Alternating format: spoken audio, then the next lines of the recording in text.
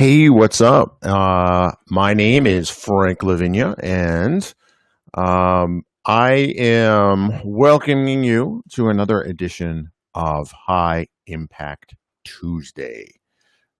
Here's the graphic.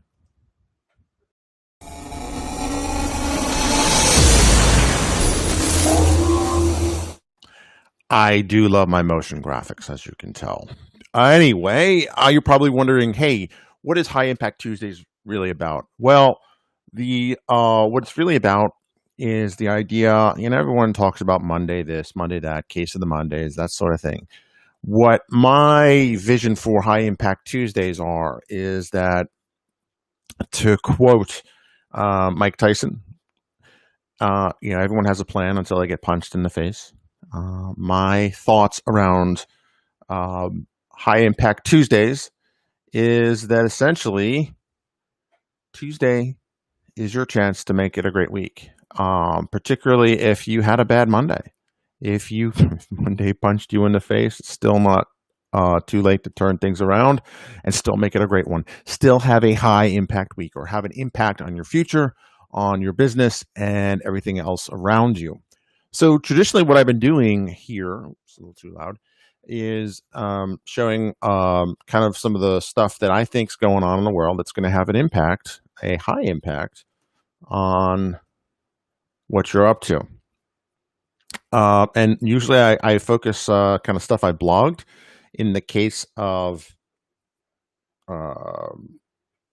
what I've been doing so far, maybe at some point in the future I can have a guest on the show. If you're interested in the idea, let me know. Let me see if I can get, there we go. And oops, I put myself in the bottom. Cool. All right. So here are a couple things that are going to have an impact on our lives.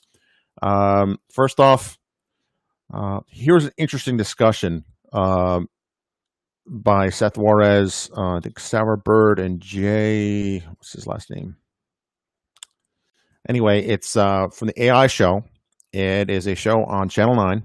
And if you don't know about Channel 9, Channel 9 is a property on MSDN where they basically talk about, how a model learns, how an AI model learns may not be exactly what you think it is learning. Really great conversation, really interesting thought, and his last name is Lovejoy. There we go. And I think AI is clearly going to have an impact on our lives. I think you're going to see kind of, this is the era of data, the time of data, and data distilled down to its core properties is artificial intelligence.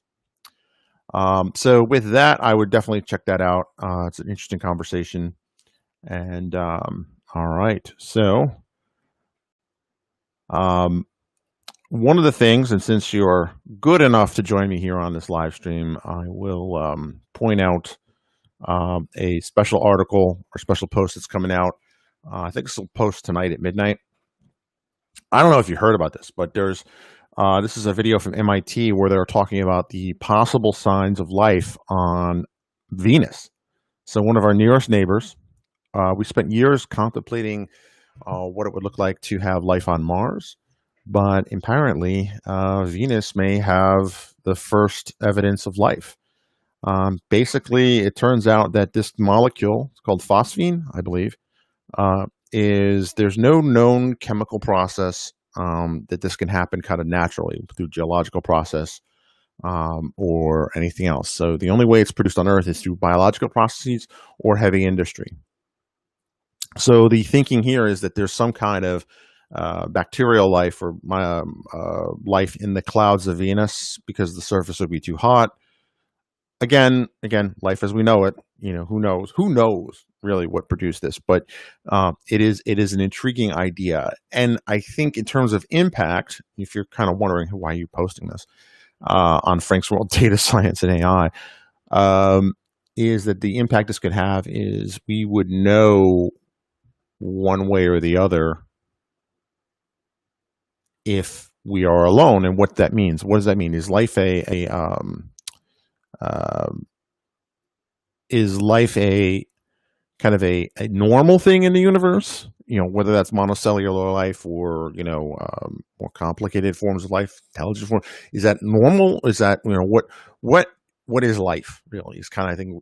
This will have enormous implications philosophically for science, theologically. I think it's all going to be all over the map. All right, so let me talk to you about something that has had a huge impact on me, and I was so delighted to see this on YouTube, just quite by accident. I remember watching Cosmos as a kid on Channel 13 in New York, which was the public broadcasting station, and he basically explains the fourth dimension and kind of ties that into what we mean when we say, when physicists say the space-time is curved. Like, what does that mean? Like, what does that mean exactly? And I'll never forget, he showed kind of the tesseract, I think is what it's called. And, it's basically a cube, but in 4 dimensions, and how it looks to us and why it looks that way to us. And he kind of gives this story about Flatland, which is a story written in the Victorian times about a 2-dimensional creature who, for an instant, touches the 3rd dimension. And he kind of relates that. And I'll never forget that because it was just the most clearest explanation of, at least for me, I forget how old I was when I saw it, but I was probably in elementary school. And I was just blown away by that concept. It was just so fascinating that you can kind of envision things that you can envision with math and science that you really can't prove one way or the other. I don't know how I'm explaining, but that had a huge impact on me, and I was so delighted to see that is on YouTube. I guess everything's on YouTube.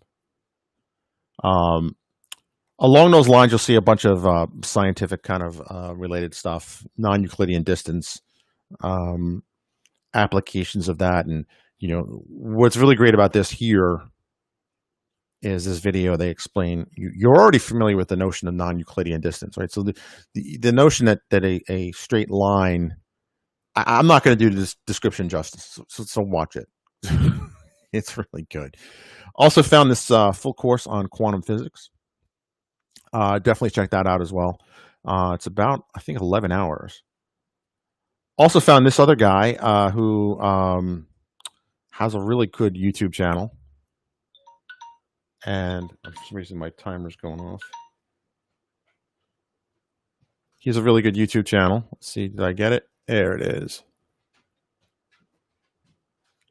How he talks about using Power Automate and Microsoft Lists together.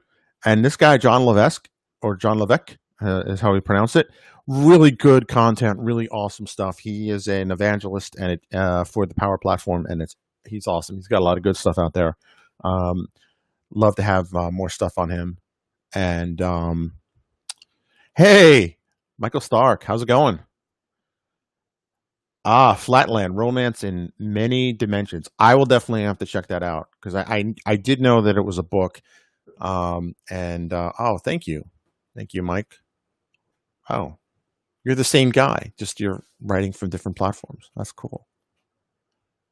Speaking of multidimensional, right? Hope you're having a good day, Michael. Thanks for watching. Thanks for commenting. That's awesome. Let's see. Another great YouTube channel, while we're talking about great YouTube channels, is Deep Lizard. Deep Lizard is, I think they kind of travel the world. They're kind of YouTubers, but they started this whole thing on deep learning and Keras and stuff. They have a whole community, really good TensorFlow tutorials and such. Totally, they're having a great impact out there. Let's see. Speaking of impact, here's a great article I found about machine learning and how you should focus on the value and not the hype.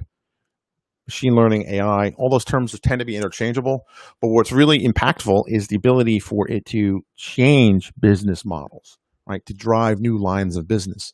And I think that's even more critical in the age of COVID and the pandemic, and what type of economy is going to be after that.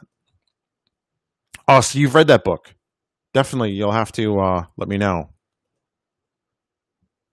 The book is not pointless.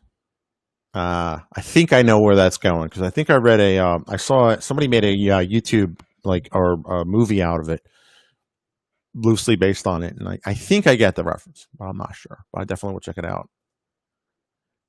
Hey, Dr. Mark Taylor, how's it going? Hope you're having a great day. Hope you're enjoying our internal training that's going on, Digital Transformation Academy. I'm actually going to drop in a few minutes because it's a really interesting session I want to catch. Speaking of impact, it is about social selling and whatnot, and I think I did a video on that already. Apparently, I kind of stumbled upon the fact that I have a particularly high social selling index. Now I just have to figure out how to sell. My wife might say I might need to know how to be social too. Anyway, speaking of impact, few things that I think are going to have a greater impact on kind of the big data architecture and nature of big data than something like Delta Lake, which essentially adds ACID type transactions to large data sets, and as well as time travel and really fascinating stuff we take for granted in kind of the RDBMS world. So definitely check that out. If you have no idea what I'm talking about when I say ACID transaction, it's basically a term that is used in RDBMS terms and such. Yes, well, thank you, Andy. Andy says I'm social. Well, thank you. Thank you, man. You're the best. Speaking of Andy, he's been doing a lot of really good live stream work on LinkedIn now. So he's also one of the cool kids. We also had a really good podcast episode here about This Too Shall Pass, where we talk about COVID and kind of, what the world's going through, and, don't lose hope. I mean, it's great. I mean, the future will always be, may not be the future you envisioned, but you will get there, and whatever you're suffering through, it'll pass. Let's see what else. There is another. Let's see if I can find it.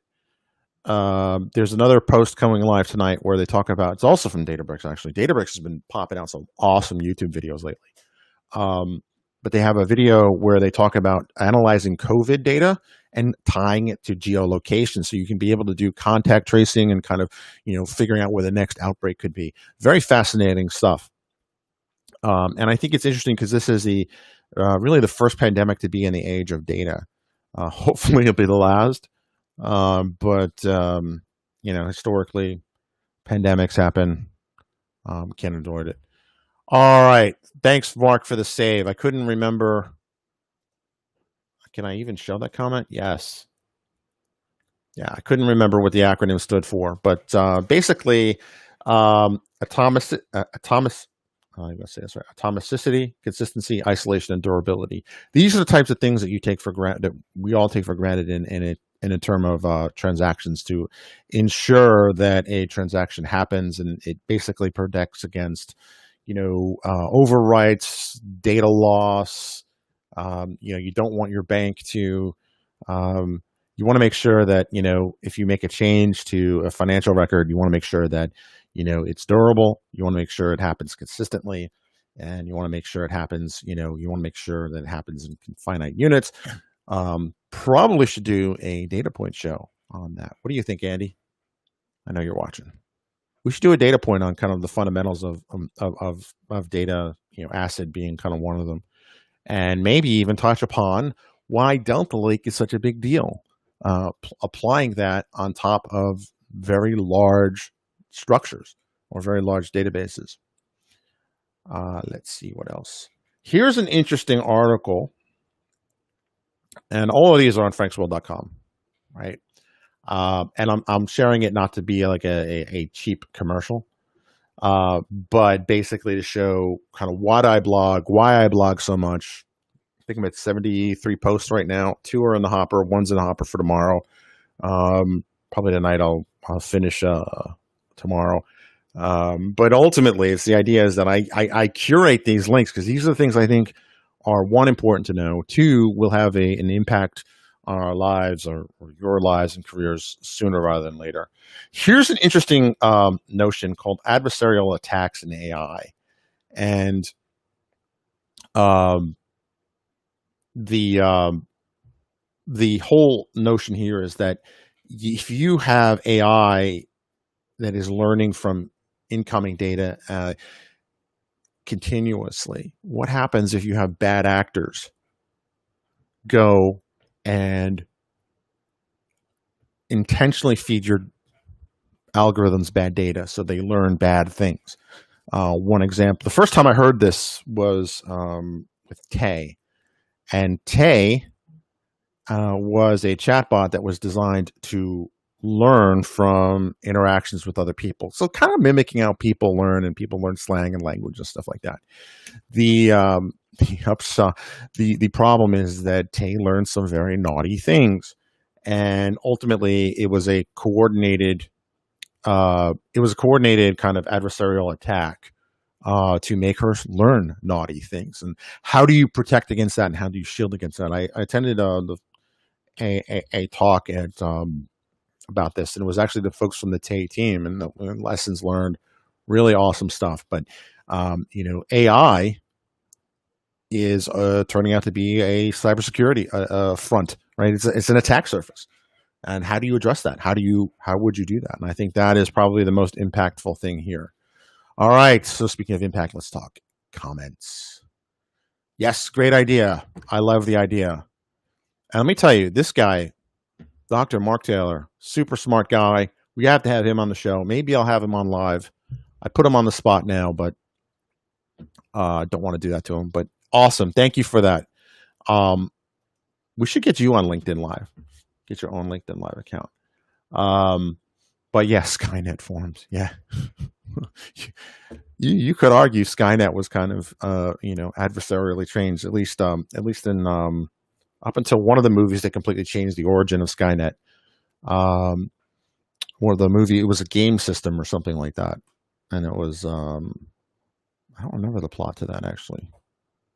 So Andy and I had this idea, and you all let me know what you think of this idea. Is having kind of a an AI or data driven film festival, right? Where I don't know how we would do it in real life, but we can't do that in real life now anyway. So should probably figure out how we can do this in virtual format. And the virtual format would be, we would pick out movies that AI or data plays a key role in the plot. So here's a fun fact. I was watching Buckaroo Banzai.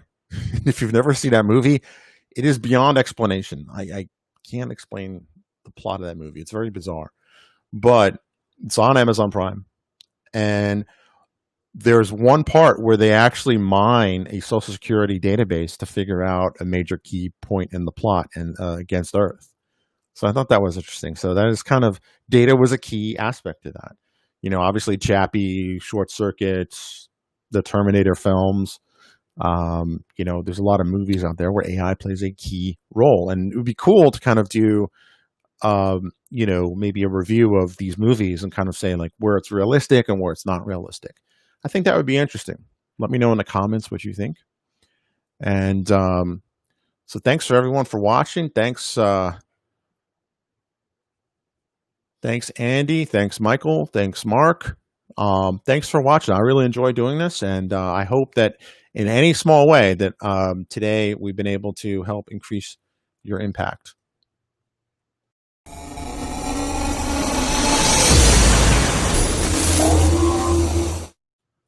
My name is Frank Lavinia, and you've been watching High Impact Tuesdays. Have a great day.